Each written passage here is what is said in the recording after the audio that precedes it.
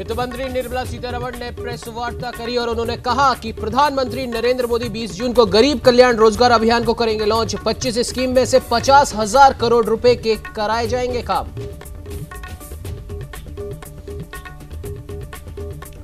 कांग्रेस नेता राहुल गांधी के हमले पर संबित पात्रा का जवाब, बोले मोदी सिर्फ बीजेपी के नहीं देश के प्रधानमंत्री। मोदी को डरा हुआ कहना, हिंदुस्तान को डरा हुआ कहना। राजस्थान के उप मुख्यमंत्री सचिन पायलट ने नए अतिरिक्त मुख्य अभियंता कार्यालय खोले जाने की स्वीकृति दी। बांसवाड़ा और बाड़मेर में सार्वजनिक निर्माण विभाग के लिए खोले जाएंगे कार्यालय।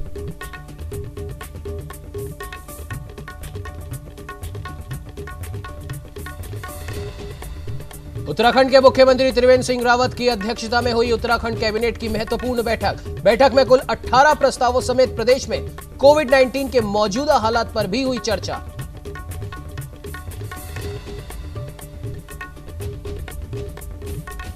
जम्मू कश्मीर के कुपवाड़ा के माचिल सेक्टर में पाकिस्तान ने किया सीज फायर का उल्लंघन। गोलाबारी में किसी के जान माल के नुकसान की जानकारी नहीं। भारतीय सेना दे रही है मुंहतोड़ जवाब।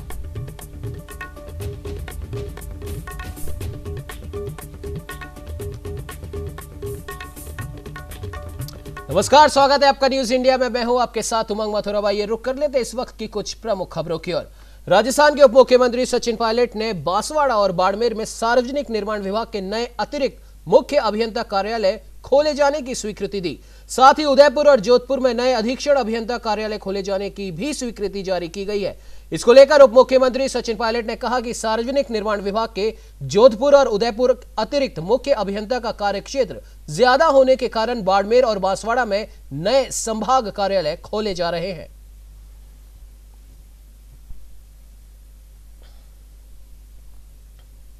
तो वहीं कोरोना के बीच राजस्थान माध्यमिक शिक्षा बोर्ड की 10वीं और 12वीं की बाकी बचे विषयों की परीक्षाएं शुरू हुई। बच्चों ने उत्साह से परीक्षा केंद्रों पर अपनी अपनी परीक्षाएं दी। कोरोना वायरस का प्रभाव बच्चों की शिक्षा पर भी पड़ा है और इसके बावजूद वे पूरी तैयारी के साथ बाकी बचे विषयों की परीक्षाएं देने आए। कुछ ज़्यादा नहीं लेकिन बहुत अच्छा था। कुछ ज़्यादा नहीं लेकिन अच्छा था कि मतलब सैनिटाइज किया गया, हमें सोशल डिस्टेंसिंग रखी गई और पेपर भी अच्छा था। आते ही हमारे हाथ धुलवाए गए, फिर हमें सैनिटाइज किया गया और फिर पूरी सोशल डिस्टेंसिंग से हमको बैठाया गया। ये अच्छा अनुभव था और पूरी सोशल डिस्टेंसिंग का पालन हुआ यहाँ पे और पेपर भी काफ़ी अच्छा था। सभी बच्चों ने मास्क भी लगाए थे और पेपर भी बहुत अच्छा था, सोशल डिस्टेंसिंग भी थी और आज बहुत अच्छा फील हुआ कि सब बच्चे ऐसे थे और पेपर भी अच्छा था। तो ये राजधानी जयपुर के बस्सी के उच्च माध्यमिक विद्यालय में 12वीं कक्षा के विज्ञान वर्ग की शेष परीक्षाएं संपन्न हुई। इस दौरान परीक्षा केंद्र पर सीएचसी की कोरोना टीम द्वारा 41 छात्र छात्राओं की थर्मल स्क्रीनिंग कर और हैंड सैनिटाइजर करवाकर परीक्षा में बैठने की अनुमति दी गई। साथ ही साथ सभी छात्र छात्राओं को मास्क भी उपलब्ध करवाए गए।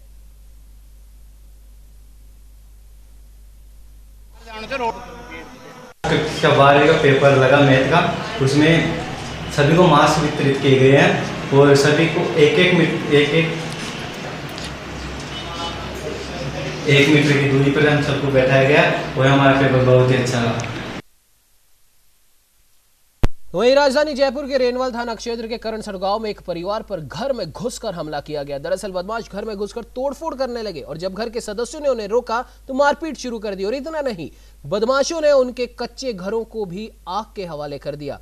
जब पीड़ित पुलिस स्टेशन पहुंचा तो पुलिस ने उसे घंटों थाने में बिठाए रखा। 24 घंटे के बाद भी पुलिस ने मामला दर्ज नहीं किया।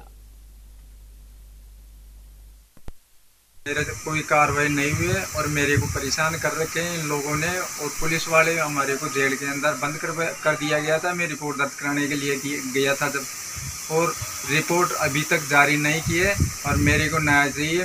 मेरे साथ में अन्याय हो रही है साहब और मेरे बाल बच्चे अभी तक भूखे प्यासे बैठे हैं। कोई कानून कार्रवाई नहीं हुई, कोई मेरे को वहीं भीलवाड़ा के बापूनगर में आपसी रंजिश के चलते पूर्व पार्षद पर एक युवक ने फायरिंग कर दी। फायरिंग के कारण क्षेत्र में सनसनी फैल गई और भारी संख्या में लोग जमा हुए। सूचना पर पहुंची पुलिस ने भीड़ को वहां से हटवाया। तो वहीं फायरिंग के बाद आपको बता दें कि आरोपी फरार हो गए। पुलिस आरोपी की तलाश में जुटी है। आवाज दी महेंद्र करके, तो मुझे लगा कोई बाहर आया, बुला रहा मुझे। मैं जैसे ही बाहर आया, महेश राव ने पिस्टल निकाली और मेरे ऊपर गोली दाग दी। पहली गोली मैं नीचे बैठ गया, उसके कारण बच गई। फिर दूर जा करके उसने 1-2 गोलियां और चलाई। मुझे कुछ नहीं हुआ है, परंतु उसने मेरे ऊपर जानलेवा हमला किया है। नहीं, महेश राव था ना, मैंने तो आंखों से देखा ना, मैं तो उसको बचपन से जानता हूँ। और कितने आज की पहचान थोड़ी है। और जो बंदा दूसरा था उसके साथ में, वो ब्लड में बैठा था, उसने पूरा नकाब पहन रखा था, उसको पहचान ही नहीं पाया हम। तो ये अजमेर के ब्यावर में कोरोना वायरस के कारण स्थगित हुई राजस्थान माध्यमिक शिक्षा बोर्ड की शेष परीक्षाएं शुरू हुई। शहर के कुल 15 परीक्षा केंद्रों पर सोशल डिस्टेंसिंग की पालना की गई और विशेष सतर्कता के साथ ये परीक्षाएं हुई। परीक्षा से पहले सभी छात्रों की थर्मल स्क्रीनिंग भी की गई।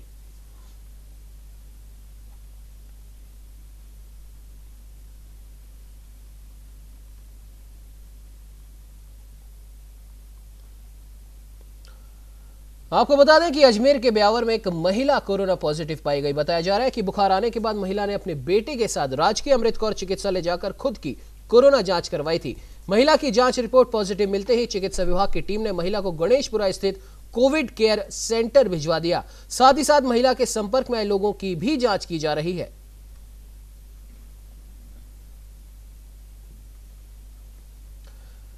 वहीं हनुमानगढ़ के रावतसर क्षेत्र में हो रहे खनिज के अवैध परिवहन की शिकायतों के बाद खनिज विभाग ने अब कार्रवाई शुरू कर दी है। विभाग ने नाकाबंदी कर अवैध खनिज परिवहन कर रहे 2 ट्रकों को भी जब्त किया।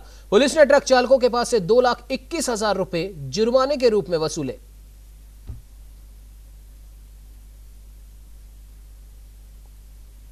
सरकार के निर्देशानुसार अपने जन्नासर चौकी पर नाका लगाकर अवैध खनन निर्गमन परिवहन करने वाले वाहनों की चेकिंग की जा रही है और उसमें अवैध पाए जाने वाले वाहनों के विरुद्ध कार्रवाई की जा रही है। अभी तक 2 वाहनों की रसीद काटी है, 2,21,000 रुपये वसूल किया राज्य सरकार के पक्ष में और एक गाड़ी को अभी जब्त किया है, जिसकी रसीद या मतलब FIR की जानी शेष है।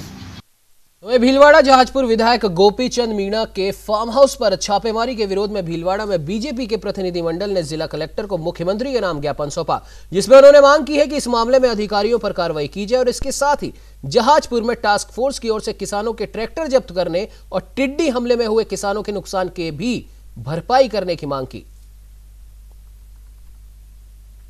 जहाजपुर विधायक गोपीचंद जी मीणा के यहाँ पर जो छापा डाला गया था उसके लेकर हम मिले हैं और हमने जिला कलेक्टर महोदय से निवेदन किया है कि ये कांग्रेसी नेताओं के दबाव में की गई कार्रवाई है।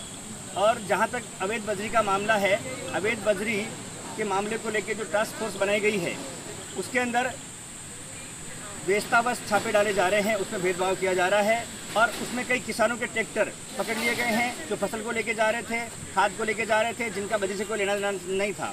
और इसी के साथ में जो टिड्डी दल है जिनका हमला हुआ है, इसलिए उसका सर्वे करवाया जाए, उसका मुआवजा दिलाया जाए और इन सब बातों को लेकर जिला कलेक्टर महोदय से निवेदन किया है और ज्ञापन दिया है और मांग की है कि तुरंत इन सब मांगों पर विचार किया जाए और किसानों को राहत दिलाई जाए। तो वहीं गर्मी के तीखे तेवरों के कारण राजस्थान का रेगिस्तान पिछले कई दिनों से भट्टी की तरह तप रहा है। पश्चिमी राजस्थान में इन दिनों शरीर को सुखा देने वाली गर्मी पड़ रही है। दिन चढ़ने के साथ साथ तेजी से तापमान भी बढ़ता है। राजस्थान के जैसलमेर में हालात ये है, सुबह 11 बजे के बाद घर से बाहर निकलना तक मुश्किल हो रहा है। ऐसे में पाक सीमा से सटी BSF की मुरार चौकी, शाहगर, बल्ज सीमा चौकियों पर झुलसा देने वाली भीषण गर्मी के बावजूद BSF के जवान मुस्तैदी के साथ सीमा पर सतर्क हैं।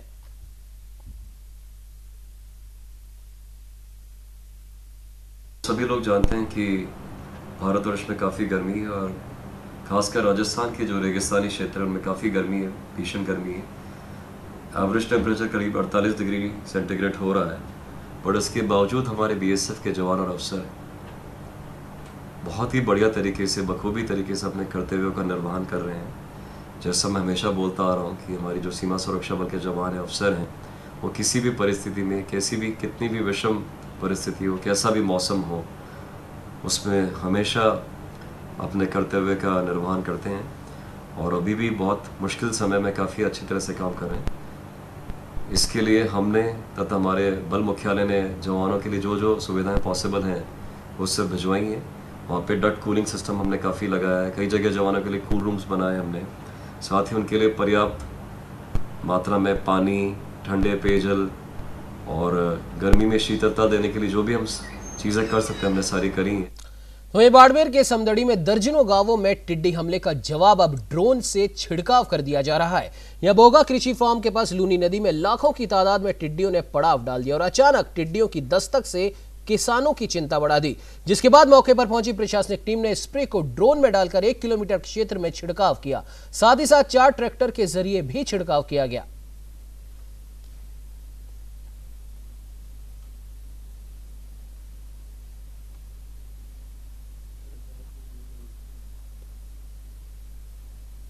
और पड़ोसी क्षेत्रों से निरंतर टिड्डी प्रतिदिन समदड़ी तहसील क्षेत्र में आ रही है। प्रतिदिन हमारी राजस्व टीम कृषि विभाग के साथ और काश्तकारों के साथ मिलकर शाम को इनके पड़ाव स्थल का पता करती है और जहां भी पड़ाव स्थल इनका लगभग सूर्यास्त के साथ होता है वहां पर कार्य योजना बनाई जाती है और जो है अर्ली मॉर्निंग में आके कृषि विभाग, राजस्व टीम और ग्रामीण काश्तकारों की मदद से वहां पर टिड्डी के ऊपर केमिकल का छिड़काव कर उस पर नियंत्रण के लिए कार्रवाई की जाती है। उत्तराखंड के मुख्यमंत्री त्रिवेंद्र सिंह रावत की अध्यक्षता में उत्तराखंड कैबिनेट की एक महत्वपूर्ण बैठक संपन्न हुई। इस बैठक में प्रदेश में कोविड-19 के मौजूदा हालातों के बारे में भी चर्चा की गई और साथ ही साथ कुल 18 प्रस्तावों पर भी चर्चा हुई। इस दौरान कैबिनेट मंत्री मदन कौशिक ने जानकारी देते हुए बताया कि केंद्र सरकार अगले महीने तक उत्तराखंड को 150 वेंटिलेटर देगी। कोविड-19 को लेकर राज्य में स्थिति नियंत्रण में है, तो वहीं बैठक में कांवड़ यात्रा को लेकर भी चर्चा की गई।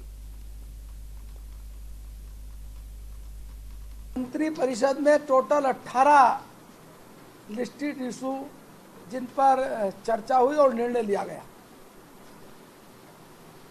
2 बिंदु ऐसे थे जिनको लिस्टेड नहीं थे लेकिन जिनको माननीय मंत्री परिषद को अवगत कराया गया और उस पर एक जानकारी पूरी मंत्रिमंडल और मंत्री परिषद को दी गई। कोविड को लेकर एक राहत भरी सांस राज्य के लिए है। अच्छी बात है कि हमारे यहाँ जो सब स्थिति वो कंट्रोल में है, नियंत्रण में है। उत्तर प्रदेश के अयोध्या में राम मंदिर के भूमि पूजन का कार्यक्रम फिलहाल टाला गया है। दरअसल भारत चीन सीमा पर तनाव के चलते राम जन्मभूमि तीर्थ क्षेत्र ट्रस्ट ने यह फैसला लिया। तो वहीं सीमा पर शहीद हुए वीर सपूतों को ट्रस्ट ने श्रद्धांजलि दी। आपको बता दें कि ट्रस्ट के महासचिव चंपत राय ने एक प्रेस नोट में कहा कि देश की सुरक्षा हम सब के लिए सर्वोपरि है। फिलहाल 2 जुलाई को श्री राम जन्मभूमि मंदिर निर्माण का शुभारंभ नहीं होगा। अभी उसकी कोई कन्फर्म सूचना हम लोगों के पास नहीं है। समाचार पत्रों के माध्यम से ही हम सबको जानकारी मिली है, लेकिन अभी उस प्रकार की कोई जानकारी जो प्रमाण सहित हो हमारे पास अभी आई नहीं है, इसलिए उस विषय में हम अभी आपको जानकारी दे नहीं पाएंगे। रूपरेखा क्या होगी उसकी वजह से अगर देखा जाए, क्या सोचा गया है? नहीं, रूपरेखा जब कंफर्म होगा तब हम उसकी रूपरेखा बता सकेंगे, बनाएंगे। अभी तो केवल इतना ही है जो समाचार पत्रों में पढ़ा है उसकी जानकारी है। राजस्थान के पाली में एक युवक को अपने ही समाज की लड़की से प्रेम करना भारी पड़ गया, जिसके बाद समाज के ही कुछ लोगों ने पहले तो युवक की जबरदस्त पिटाई की, उसके बाद उसे यूरिन पिलाया गया। युवक का कसूर बस इतना था कि वो अपने ही समाज की एक लड़की को पसंद करता था। हालांकि इस मामले में पुलिस ने 5 आरोपियों को गिरफ्तार कर लिया है।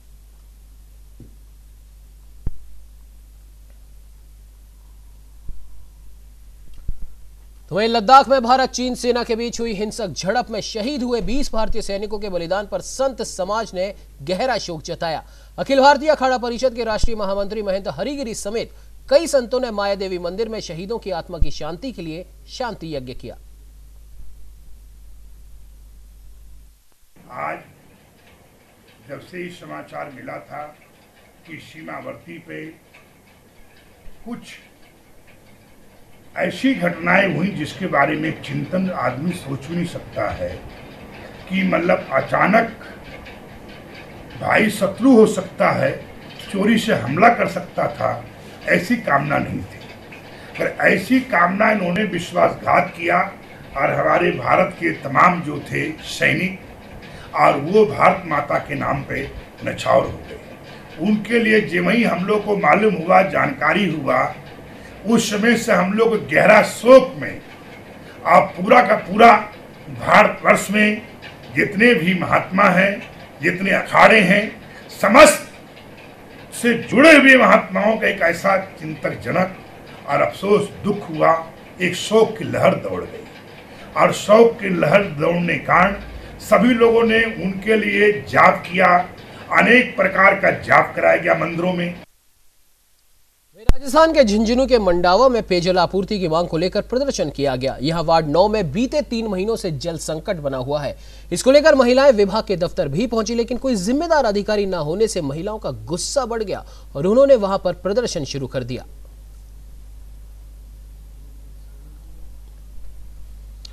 तो वहीं नैनीताल नगर पालिका में नैनीताल स्थित डीएसए ग्राउंड, बीडी पांडे और अंडा मार्केट सहित लेक ब्रिज टोल टैक्स को अपने कब्जे में लेकर 18 कर्मियों की तैनाती की गई।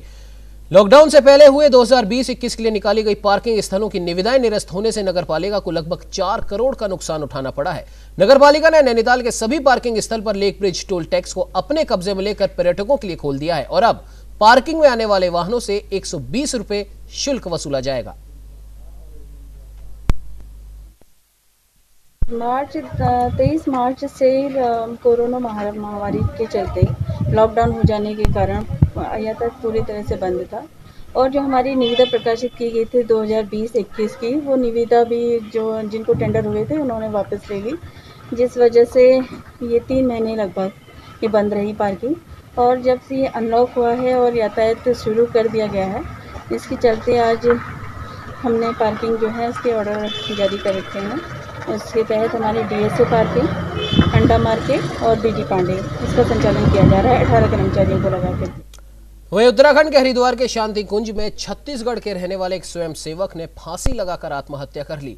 तो वहीं छानबीन के दौरान पुलिस ने 6 लाइनों का एक सुसाइड नोट भी बरामद किया।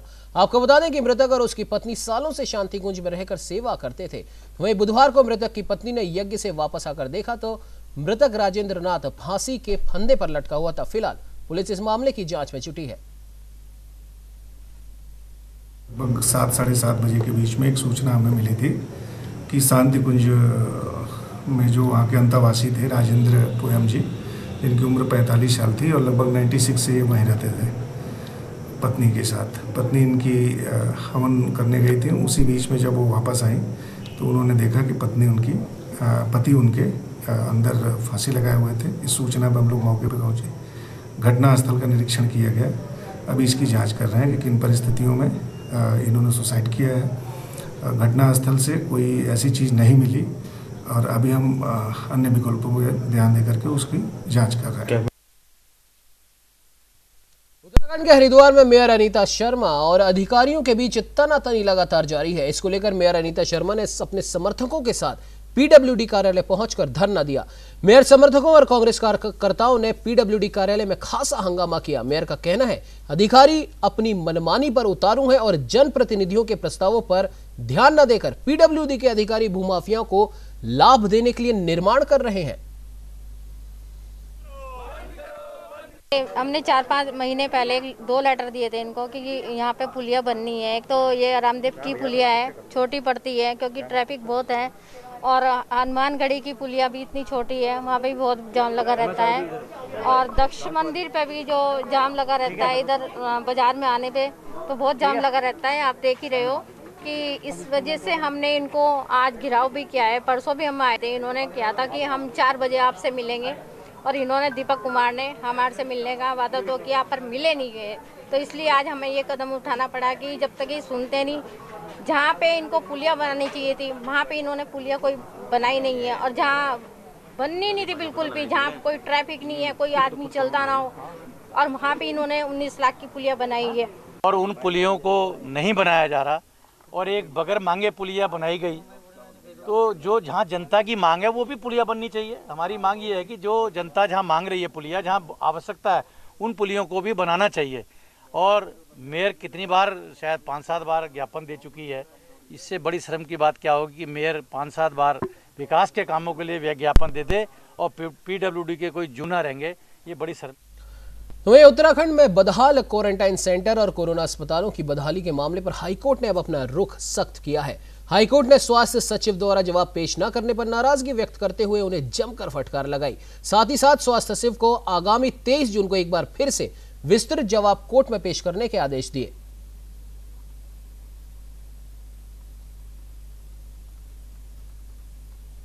क्वारंटाइन सेंटर्स की बहाली और कोरोना के टेस्ट संबंधी मामलों को लेकर जो याचिका चल रही है उसमें न्यायालय द्वारा पिछली तारीख पर राज्य सरकार से जवाब दाखिल करने और रिपोर्ट फाइल करने के लिए कहा गया था, जो फाइल न होने पर आज कोर्ट ने नाराजगी जताई और काफ़ी कड़े निर्देश उसमें रेस्पोंडेंट्स को दिए हैं और मंगलवार के दिन फिक्स करके उस दिन तक रिपोर्ट फाइल करने के लिए कोर्ट ने डायरेक्शन दी है। तो वहीं हरियाणा के अंबाला में 55 वर्षीय कोरोना पॉजिटिव मरीज ने सुसाइड कर लिया और बताया जा रहा है कि मृतक कोविड अस्पताल में इलाज के लिए भर्ती था। इसी बीच उसने अस्पताल के बाथरूम में जाकर फंदा लगाकर अपनी जान दे दी। सूचना मिलने पर स्थानीय पुलिस ने मौके पर पहुंचकर मामले की जांच शुरू कर दी है। अभी हमारे पास सुबह सूचना आई थी कि कोविड पेशेंट है मिस्टर सुरेंद्र सिंह, उन्होंने आज एक सुसाइड कमिट कर लिया था सुबह। तो उस सूचना पे हम लोग यहाँ आए हैं और वो जो मुनासिब कार्रवाई है वो कर रहे हैं। सर कितनी उम्र थी इनकी? ये सुरेंद्र सिंह हैं, जगाधरी के रहने वाले हैं और इनकी उम्र जो बताई जा रही है 55 ईयर्स है, जो कि अभी 15 तारीख को यहाँ CH यमुनानगर से शिफ्ट हुए थे, कोरोना पॉजिटिव थे, तो इसलिए यहाँ पे आए हुए थे और आज इन्होंने इसके चलते सुबह सुसाइड कमिट कर लिया है। सर कारण पता लगा? कारण तो यही हो सकता है, इनको जैसे कईयों का आदमी जो है कोरोना फोबिया हो जाता है, वो अपने आप को इसको बर्दाश्त नहीं कर पाते, थोड़ा सा में आ जाते हैं, दहशत से में आ जाते हैं, इस वजह से ही हो सकता है। और तो कोई ऐसा रीज़न हमें यहाँ देखने को नहीं मिला। इस बुलेटिन में फिलहाल इतना ही। आप बने रहिए हमारे साथ और देखते रहिए न्यूज़ इंडिया।